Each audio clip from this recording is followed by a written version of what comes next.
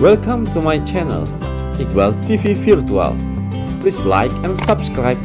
Don't forget to comment and share. Assalamualaikum warahmatullahi wabarakatuh. Salam Pancasila, salam zona waktu seluruh Indonesia. Khususnya untuk mahasiswa, mahasiswi Prodi Farmasi Fakultas Kedokteran Universitas Lampung. Tabi pun baik menjadi sarjana farmasi yang selanjutnya dilanjutkan dengan program apoteker tentulah membutuhkan perjuangan yang tidak mudah. Oleh karenanya, seorang sarjana farmasi dan apoteker dibekali akan pengetahuan obat-obatan sintetis, penyakitnya, dan juga obat-obatan yang berbasis alam. Hal ini sesuai dengan perkembangan zaman di mana penyakit menjadi lebih kompleks, sehingga seorang sarjana farmasi dan apoteker harus mengerti akan pengobatan-pengobatan alternatif yang ada. Dalam hal ini, pembelajaran farmakognosi mengambil subtema Complementary Alternative Medicines yang disebut juga dengan CAM akan menjawab tantangan-tantangan itu. Dan apakah itu CAM? Mari kita saksikan video pembelajaran berikut ini. Selamat menyaksikan.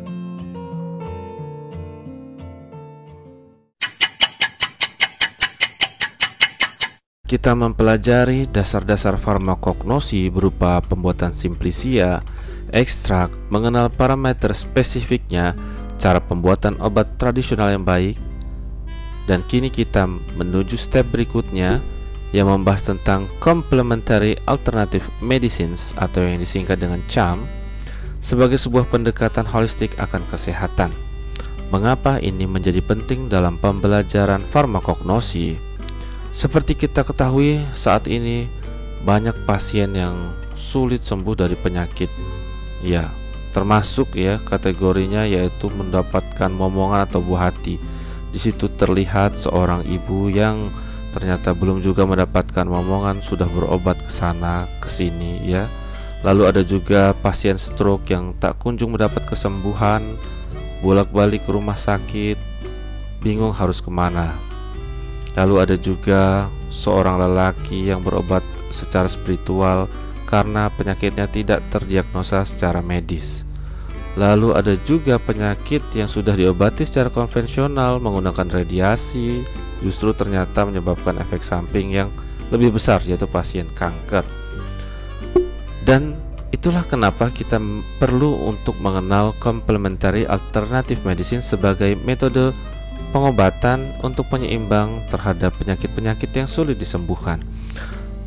Di dalam CAM kita mengenal ada berbagai macam teknik ya yang dapat digunakan, yaitu yoga ya, akupuntur, diet terapi, reiki, massage terapi, kromoterapi atau terapi warna, meditasi, herbal medicines, homeopati, hipnosis, ini sering didengar, aromaterapi, dan ayurveda. Sebenarnya dalam prinsip CAM terapis dibagi menjadi 5 kategori utama prinsip pengobatannya, yaitu yang pertama sebagai whole medical systems, antara lain dapat ditempuh dengan ayurveda, TCM ya atau traditional Chinese medicines, homeopati. Lalu kita mengenal adanya mind body medicines dengan titik pengobatan pada pengaturan keseimbangan antara tubuh dan pikiran, sehingga teknik terapinya bisa menggunakan musik, art dance terapi, meditasi, doa atau maupun terapi cognitive behavior. Lalu secara biologically based, yaitu menggunakan herbal, vitamins, makanan. Ada juga yang menggunakan prinsip manipulatif and body based ya. Ini artinya terjadi manipulasi pada tubuh, yaitu menggunakan contohnya teknik kiropraktik. Ini sering didengar. Kemudian osteopati ya, ini masalah-masalah tulang biasanya, kiro maupun osteo, lalu menggunakan massage ya. Dan ada juga kategori energi medicines, yaitu menggunakan qigong, akupuntur, bioelektromagnetik maupun terapi reiki dengan sentuhan. Dan ini adalah 5 kategori utama dalam terapi CHAMS. Prinsip dalam paparan CHAMS sebenarnya memang pada 5 kategori itu yang utama, dan masih banyak contoh-contoh yang ada di dalam 5 kategori itu masing-masing. Contohnya dalam mind body therapist dengan adanya biofeedback, adanya visualisasi ya, jadi antara pikiran dan tubuh ya. Lalu adanya teknik relaksasi, yoga juga termasuk dalam kategori ini. Lalu ada manipulative and body based therapy. Ya, sebenarnya sama saja seperti pada slide sebelumnya, hanya saja ini daftarnya lebih lengkap ya. Ada menggunakan pilates ya, ini juga sering digunakan, menggunakan energi terapi selanjutnya, menggunakan terapi cahaya, terapi magnet, menggunakan tai chi juga termasuk dalam terapi energi.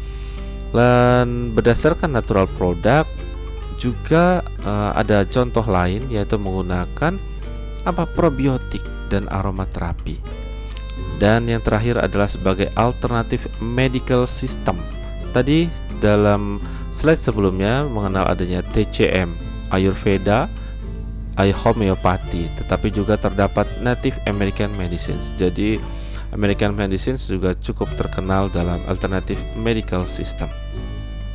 Ya, dalam mendalami pengobatan CHAMS, kenapa hal ini menjadi penting? Ya, ini didasarkan pada sebuah penelitian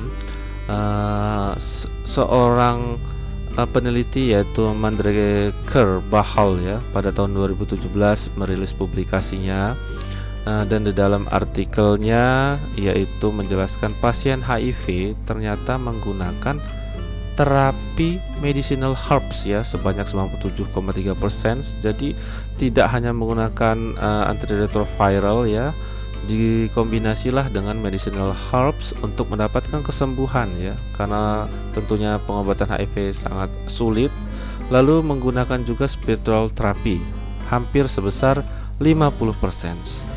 Dan lain-lain sistem yaitu hanya persenannya rendah ya. Artinya medicinal herbs dan spiritual therapy adalah menjadi pendamping, menjadi komplement dalam terapi konvensional dalam HIV. Sehingga dalam memandang sebuah penyakit, CHAMS sangatlah penting. Ya. Sebelum mengenal CHAMS lebih jauh, perlu kita mengenal prinsip adanya energi yaitu berupa aura dan cakra. Apa perbedaannya? Kalau cakra adalah energi yang berputar di dalam tubuh yang seperti ada pada gambar ya. Jadi segaris lurus dari energi yang terendah merah, jingga, kuning ya, hijau, biru, nila, ungu menuju ke cakra mahkota di atas ini. Lalu ada energi aura. Energi aura ini menyelimuti tubuh ya, dengan warna juga sama seperti warna pelangi, Meijiki Hibinu. Jadi aura dan cakra akan sangat berhubungan. Energi aura merah akan berhubungan dengan cakra merah, dan begitu seterusnya sampai energi terluar ya. Sehingga di dalam bentuk-bentuk energi ini kita mengenal adanya astral body ya. Ini sering didengar dalam pembelajaran spiritual, astral body, tubuh astral ya, dimana seseorang bisa keluar dari tubuhnya, dan ini adalah tahapan baru pada astral body pada energi aura warna hijau pada level cakra yang keempat yaitu cakra jantung. Sehingga pengolahan pada energi ini akan mempengaruhi kesehatan. Ketika terganggu cakra jantung atau energi aura warna hijau, maka kesehatan jantung akan terganggu. Ketika kesehatan jantung terganggu, seluruh kesehatannya yang akan terkait juga akan semakin menyebar. Dan ini adalah prinsip utama hubungan antara energi, cakra, dan aura. Baik, ternyata aura itu sudah bisa ditangkap secara ilmiah menggunakan foto Kirlian ya. Di sini ya, warna-warna aura antar manusia itu berbeda-beda, dan warna aura memiliki indikasi tertentu. Seperti warna merah yang memiliki arti sebagai vitality, stamina, passion ya, dan lain-lain. Warna orange dia akan mewakili productivity, creativity, optimism. Lalu warna yellow atau warna kuning ya, dia akan mewakili humor, fun, personal power, intelektual, logika, creativity. Dan melanjut kepada warna hijau, dia mengatur akan keseimbangan, cinta, harmoni, komunikasi. Nah, ini orang-orang cenderung beraura warna hijau. Lalu berwarna biru indigo, yaitu dia akan berhubungan dengan kejujuran, kedamaian, kebenaran, inner peace, emosional, kesetiaan, lebih mendalam lagi. Dan yang energi lebih tinggi adalah warna ungu, adalah berhubungan dengan intuisi, imajinasi, meditasi, dan juga artistic quality. Sehingga warna-warna aura ini juga akan berhubungan dengan kesehatan. Nah, di dalam energi aura maupun cakra, ternyata tidak semua pengobat ya, medis, para medis dapat mendiagnosa secara holistik.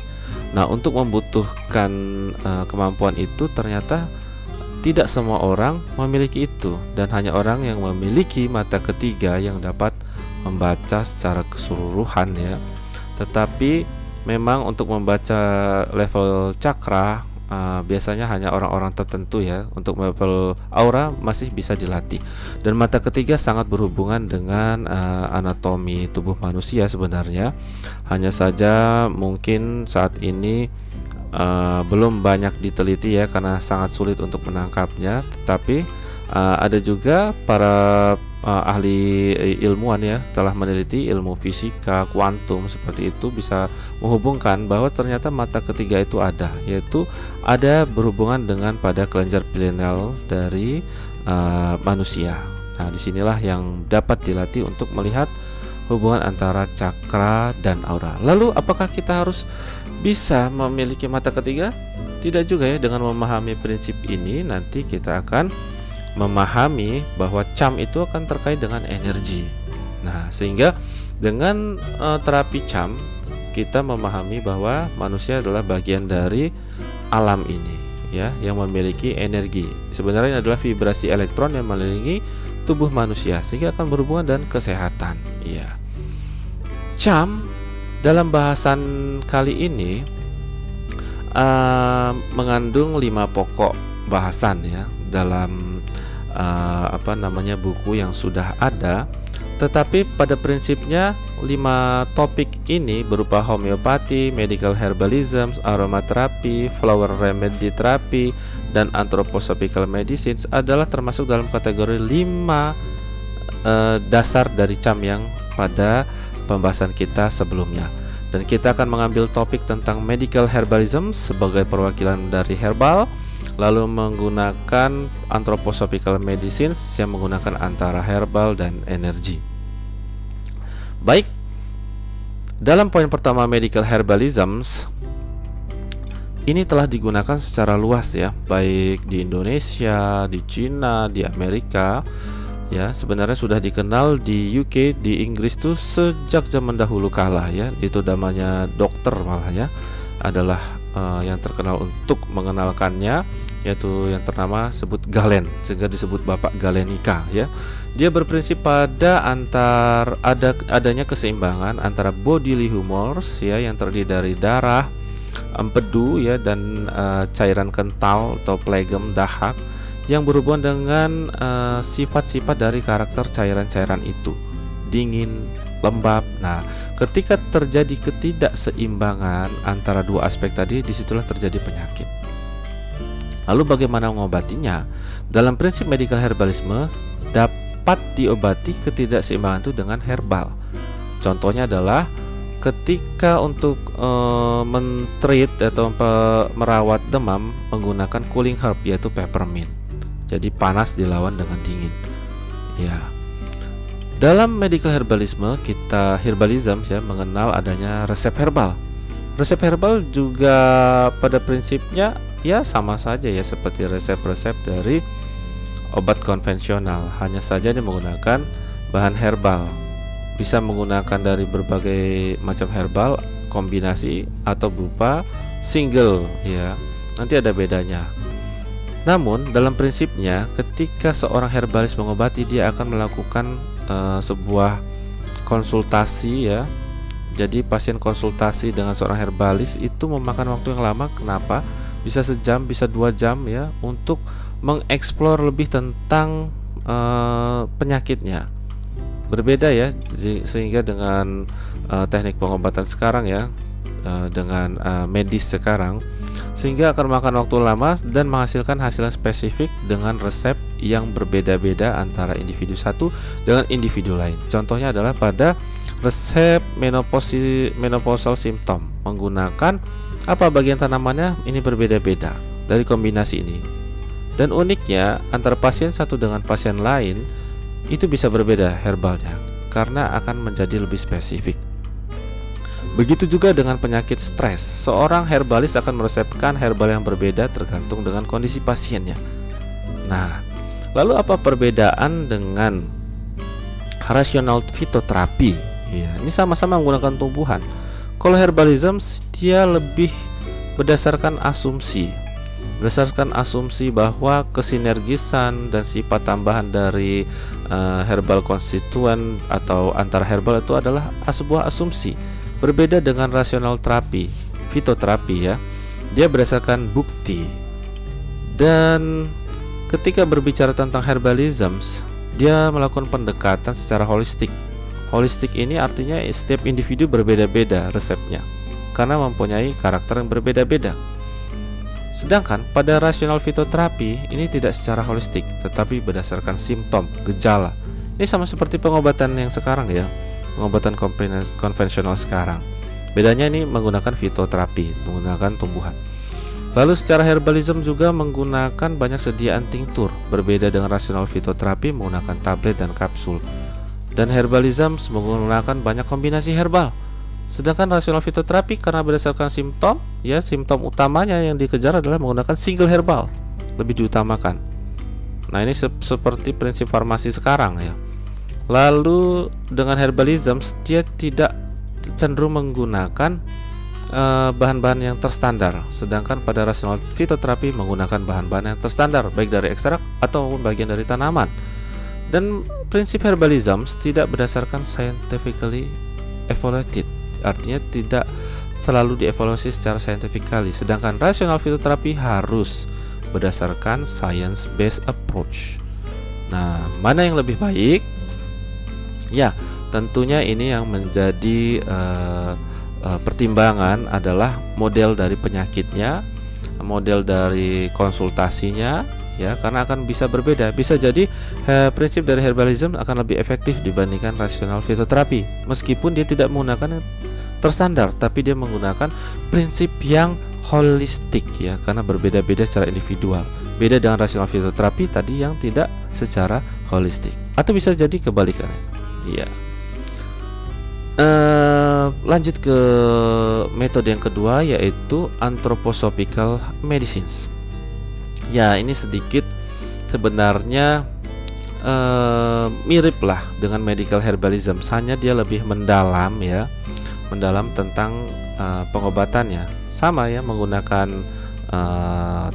tanaman juga ya, herbal, hanya saja dia mengedepankan aspek-aspek dari fungsi sistem tubuh yang berhubungan dengan thinking, pikiran, perasaan, will atau behavior dari perilaku. Nah, bagaimana itu sejarahnya?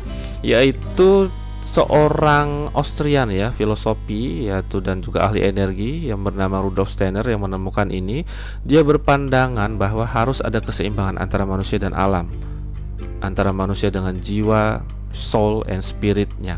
Inilah yang kemudian dinamakan antroposofi, keseimbangan ya, jadi antara alam dan manusia.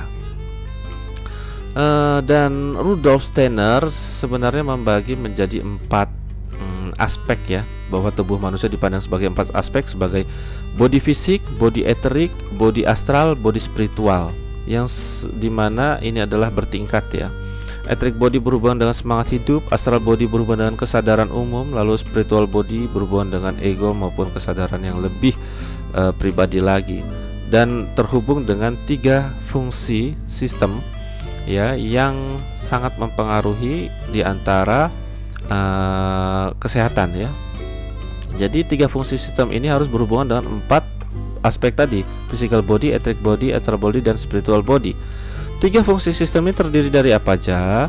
Yaitu sistem sense nervous yang pertama. Dia titik ritmiknya adalah fokus pada cooling and hardening proses. Ya, jadi pada sistem ini penyakit-penyakit yang berhubungan adalah contohnya adalah artritis, ya, sehingga berhubungan dengan kepala dan spinal column, ya. Lalu adanya sistem reproduktif metabolik. Ini fokusnya pada apa? Proses pendinginan dan pemanasan, pelembutan. Nah, maka berhubungan dengan penyakit-penyakit demam kayak gitu. Dan juga termasuk sebenarnya berhubungan dengan anggota-anggota tubuh yang lain dengan gerakan yang konstan dan juga sistem pencernaan. Lalu ada sistem ritmik, yaitu sistem yang menyeimbangkan antara dua sistem ini, sistem sense nervous dan sistem reproduktif metabolik. Kalau tidak terjadi sinkronisasi antara dua sistem ini, maka terjadilah penyakit. Sehingga ritmik sistem adalah pengatur keseimbangannya. Dan ini adalah gambaran dari apa yang dijelaskan oleh Steiner, bahwa tubuh dibagi menjadi tubuh fisik, tubuh eterik, ya, untuk emosionalnya yang lebih luar tadi, ya, semangat hidup, eterik, emosional, kesadaran umum, dan mental sebagai kesadaran spiritual, akan berhubungan dengan tiga fungsi sistem, yaitu sistem nerve sense, kemudian ritmik sebagai pengatur keseimbangan antara nerve sense dan motor metabolik. Dan ternyata tiga sistem ini berhubungan pula dengan apa yang namanya thinking. Nerve sense system berhubungan dengan thinking, lalu rhythmic circulatory system berhubungan dengan feeling, dan motor metabolic system berhubungan dengan will atau behavior, di sini perilaku. Dimana ketika terjadi ketidakseimbangan, ya, misalnya terjadi gangguan di motor metabolic system, pastinya yang lain juga akan gangguan, dan situlah terjadinya penyakit. Nah, ini adalah Rudolf Steiner, ya, kita harus mengenalnya lebih jauh, dan dia sangat mendalam ilmunya dengan mengatakan bahwa cinta itu dimulai ketika kita bisa melepaskan ego dan kita memberi ruang untuk orang lain, karena perasaan itu akan mempengaruhi kesehatan. Sehingga diagnosa menggunakan prinsip anthroposophic medicines itu tidak sederhana, tidak hanya seperti menggunakan alat-alat konvensional, ya, pemeriksaan fisik biasa, laboratorium, tetapi juga menggunakan konteks sosial, pergerakan tubuh, body shape-nya, ekspresinya, ekspresi muka, kesedihan, dan lain-lain mendalam, sehingga terapinya juga berbeda. Bisa diet, bisa therapeutic movement maupun massage-nya. Nah, anthroposophic telah berkembang di Eropa, baik itu di Jerman, Switzerland, Austria, Belanda, dan sedikit di Inggris. Dan ternyata kondisi-kondisi yang digunakan untuk keadaan apa, yaitu untuk keadaan penyakit-penyakit berat juga, seperti dalam hal penyakit kanker, dan tentunya di bawah pengawasan dari medical supervision. Jadi di Jerman saja sudah digunakan prinsip pengobatan ini, ya, menggunakan metode keseimbangan. Ya, jadi terapi menggunakan konvensional juga digabungkan dengan anthroposophic. Ini luar biasa. Dan prinsip anthroposophic medicines, ya, sebenarnya juga menggunakan tumbuh-tumbuhan. Jadi keseimbangan tadi, ya, seperti medicinal herbs, dia menggunakan tumbuhan, ini juga menggunakan tumbuhan, hanya saja lebih digabungkan dengan energi secara holistik, ya. Sebenarnya medicinal herbs juga digunakan secara holistik, ya. Kalau sang herbalis itu menggunakan prinsip seperti energi, ya, terkadang menggabungkannya, tapi ada juga yang tidak. Makanya ada rasional fitoterapi. Pada anthroposophic medicines ada prinsip sebenarnya seolah-olah seperti ini. Ketika ada bagian tanaman yang jumlahnya tidak proporsional, misalnya ini tanaman nettle, ya, ini di Belanda. Nah, dia jumlah daunnya lebih banyak, maka daunnya itulah yang akan beraktivitas untuk penyembuhan. Nah, itu prinsipnya. Entah dari mana prinsipnya itu, tapi ini tentunya berdasar dari pengobatan-pengobatan yang telah dilakukan, sehingga keseimbangan antara tiga fungsional sistem itu harus terjaga, juga dibantu dengan adanya herbal, baik itu penggunaan herbal yang secara jumlah, ya, tidak proporsional tadi, ya, daun yang lebih banyak maka dia digunakan, ataupun dia justru menggunakan bagian dari keseluruhan tanaman. Itu bisa juga terjadi. Dan ternyata ada rumus dari antroposofik, yaitu akar, ya, akar tanaman berhubungan dengan sistem sens nervous. Nah, bunga dan buah berhubungan dengan reproductive metabolic system, dan daun berhubungan dengan rhythmic system. Jadi ini adalah panduan untuk bagaimana ketika terjadi ketidakseimbangan di sistem ini. Nah, jadi inilah ilmu antroposofik. Sebenarnya baik medical herbalism maupun antroposofik adalah prinsip dari yang ada dikenal di Cina, yaitu yin yang, keseimbangan. Ya, keseimbangan yang bagaimana mengatur antara sifat kelaki-lakian dan kewanitaan, positif, negatif, gelap, terang, aktif, pasif, dan lain sebagainya yang ada di dalam pengobatan traditional medicines.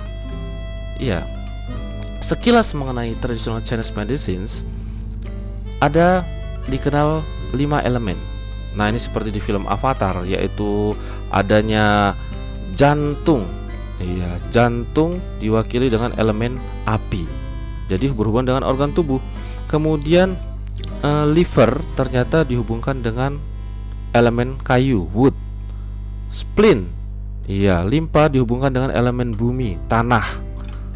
Lung, paru-paru dihubungkan dengan elemen metal, logam. Kidney dihubungkan dengan elemen air. Dan itu terangkum ternyata di dalam traditional Chinese medicines dalam prinsip 5 unsur.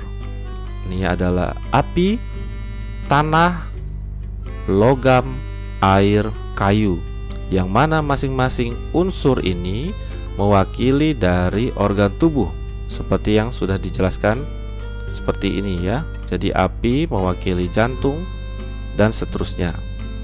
Nah, prinsip dalam traditional Chinese medicine tentu lebih dalam lagi ternyata, yaitu ada hubungan menghidupkan dan membatasi, di mana di sini api akan menghidupkan dari tanah, tanah menghidupkan logam, logam menghidupkan air, air menghidupkan kayu, kayu menghidupkan api. Terus muter terus, dan ini adalah hubungan membatasi.